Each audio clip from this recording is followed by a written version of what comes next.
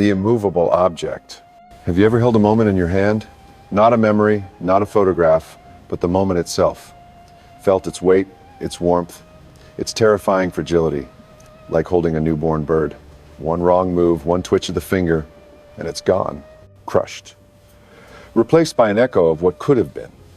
Most people experience time as a river, flowing around them, carrying them from one shore to the next. I, on the other hand, have drowned in it, and I have learned to breathe water. My name is Stephen Strange, and once, a very long time ago, I was a doctor, a surgeon. My world was measured in millimeters. The precise depth of an incision, the microscopic tremor of a nerve, the delicate architecture of the human brain. I was the master of that world. My hands were my instruments, my legacy, my gods. I believed I could fix anything. A severed spine, a blocked artery, a shattered life. I saw problems as puzzles, elegant equations of flesh and bone waiting for my brilliant solution. Control. That was the addiction. The absolute intoxicating certainty that I could impose my will upon chaos and create order. Then, I lost my hands. The universe, in its infinite and cruel sense of humor, took away my gods, and in their place it gave me something else entirely. It gave me everything. I sought a cure for my body, for the tremor that had stolen my purpose. Instead, I found a cure for my soul, a medicine so potent it nearly destroyed me. I traded a scalpel for a sling ring, a surgical theater for the infinite corridors of the multiverse. I learned that the tremors in my hands were nothing compared to the tremors that shake the foundations of reality itself. I learned that the laws of physics are merely suggestions. And I learned that time is not a straight line. It is a tapestry, woven from a billion threads of choice. And I was given the needle. At first, the power felt familiar. It was control magnified. I could bend space, twist logic, rewind a mistake as easily as a surgeon could restitch a wound. I thought I had simply been given a new, more powerful set of hands. I was still the master, still the architect. I saw threats, cosmic diseases, and I prepared my diagnoses, my surgical plans, Dormammu, Caecilius. These were tumors to be excised from the healthy tissue of existence. I was arrogant. I was confident. I was still just a man who believed he could fix anything. And then came Thanos. Then came the calculus that broke me. You see, before the final battle, before the dust and the silence, I did something I do not recommend. I opened the door. I stepped outside of the river and looked at the whole damn terrifying ocean. I used the time stone to navigate the storm. I projected my consciousness forward, into the sprawling, branching delta of probability. I wasn't just watching futures on a screen. I was living them. I lived 14,605 different lives. I want you to try and understand what that means. Don't just hear the number. Feel it. In one lifetime, I felt the snap of his fingers turn my own bones to powder on the fields of Wakanda. In another, I saw Tony's suit crushed like a tin can, Pepper's screams lost in the roar of an alien starship. I saw a world where Thor's axe missed by a centimeter, and the resulting wave of cosmic energy didn't just wipe out half of life. It unraveled the very fabric of the galaxy, turning stars to black ice and planets to screaming ghosts. I lived through futures where we fought for 100 years, a grotesque, grinding war of attrition on a dying Earth, until the last of us fell, not to Thanos, but to sheer, soul-crushing exhaustion. I have felt the ash of dead stars on my tongue. I have heard the silence of a universe where the only thing left alive was him, sitting on a throne of cosmic dust, watching the last light in creation flicker and die. I lived through scenarios so grotesque, so filled with unimaginable suffering, that they would shatter the mind of the strongest person you know. I had to live them, absorb them, and then I had to let them go and dive into the next one. And the next. And the next. 14,605 times.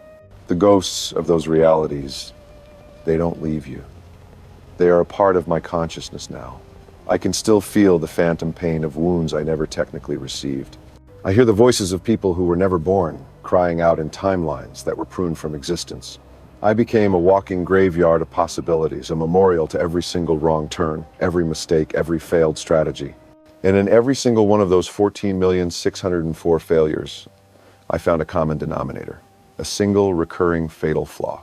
It was me, my intellect, my strategy, my desire for control. In every failed timeline, I was the surgeon. I tried to outthink him. I tried to orchestrate the perfect counter move, the flawless surgical strike that would remove the threat with minimal scarring. I treated the fate of the universe like an operation. I moved the Avengers like scalpels and clamps. I positioned every piece on the board with meticulous precision, certain that my plan, my will was the key. And every time, I lost. Every time, my need to be the smartest man in the room, the one with the master plan, led to utter annihilation. My greatest strength, the mind that had made me a world-renowned surgeon, was the very thing that doomed us all. Because I was trying to solve an equation of cosmic fate with the arrogant logic of a man who fixes broken bones. The universe is not a broken bone. You cannot set it, put it in a cast, and expect it to heal. It is a living, breathing, screaming thing. It bleeds, it rages. And sometimes, the only way to save it is to let it break your heart. The realization came to me in the twilight of the 10 millionth failure. I was standing on a desolate Titan, the dust of my friends coating my boots, the infinity stones glowing on Thanos' gauntlet like a mocking constellation, and I finally understood. The path to victory wasn't about the perfect cut. It wasn't about outmaneuvering him. It was about surrender. Not surrender to him, surrender of the self, surrender of my ego, surrender of my desperate, suffocating need to be the one in control. The one winning future, the one chance in 14 million, wasn't a masterpiece of my design. It was the opposite. It was a symphony of chaos that I had to allow to happen. It was a leap of faith. It required me to hand the scalpel to someone else. It required me to trust. It required me to accept loss, a specific loss, a necessary loss. I had to look at Tony Stark, a man I respected, a man who was arrogant and brilliant and infuriatingly human in all the ways I once was. And I had to see him not as a king or a knight or a bishop on my chessboard. I had to see him as the sacrifice. Do you know what it is to love something and to know with absolute metaphysical certainty that you must guide it toward its own destruction for the sake of everything else? It is a unique and specialized hell. It is a surgeon's worst nightmare. I wasn't saving a life.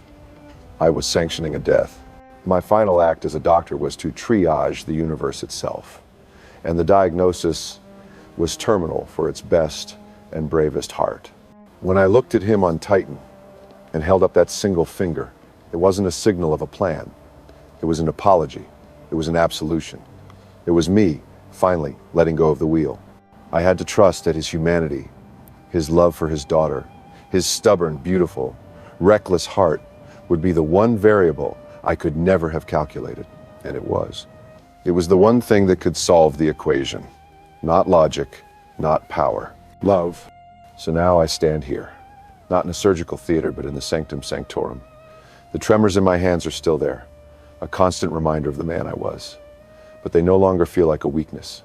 They feel like a connection to the imperfection, the fragility, the beautiful, unpredictable chaos of it all. I'm no longer a surgeon who fixes things. I am a guardian, a watchman. My job is not to control reality, but to protect its right to be messy. To protect the timeline where a little girl gets to eat a cheeseburger in the back seat of her dad's car. To protect the moments that people get to hold in their hands, blissfully unaware of their weight. I hold the ghosts of 14 million dead futures inside me, so that this single, precious, improbable timeline can live.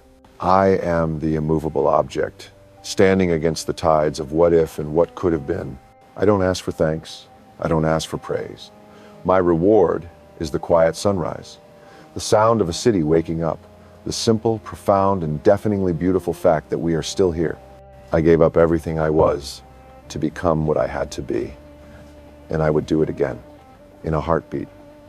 In every heartbeat that this universe is now allowed to have, my surgery is over. Now, I just hold the line.